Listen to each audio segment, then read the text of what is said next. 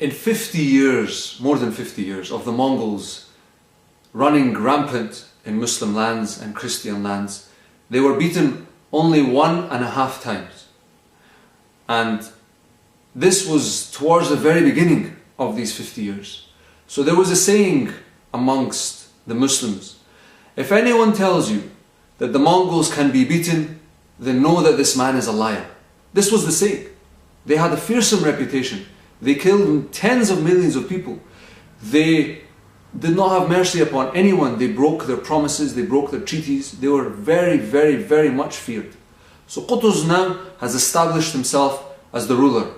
He has made peace with all of the factions within Egypt. He has even tried to make peace with all of the factions in Al-Sham. Now what does he do? After only 3 months of becoming the ruler, he realizes that they have to defend themselves. And so he calls a shura with all the movers and all of the shakers. And the first thing that he says to them is, I myself am going to fight the Mongols. And I do not expect any of you to help me. And this bewildered every one of the people that he had called to this shura.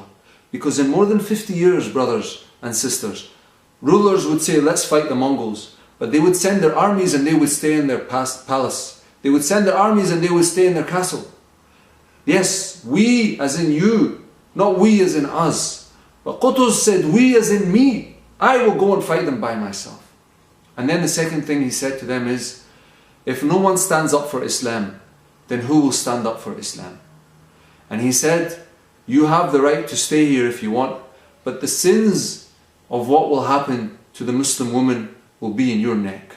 And subhanAllah, by the end of his talk, all of the movers and shakers were crying out of the fact that their hearts softened by the sincerity, by the true sincerity, as well as the zeal that Qutuz had for Islam and for the Muslims and for this ummah. But there's one problem. There's one problem. Like I mentioned before, the economic state in Egypt is very weak. It's very weak. War, brothers and sisters, requires weaponry.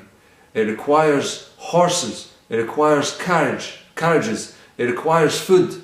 All of these things require money, and yet Egypt was very poor at the time. So Qutuz decided to call all of the ulama, all of the shakers, all of the movers, again to another shura meeting.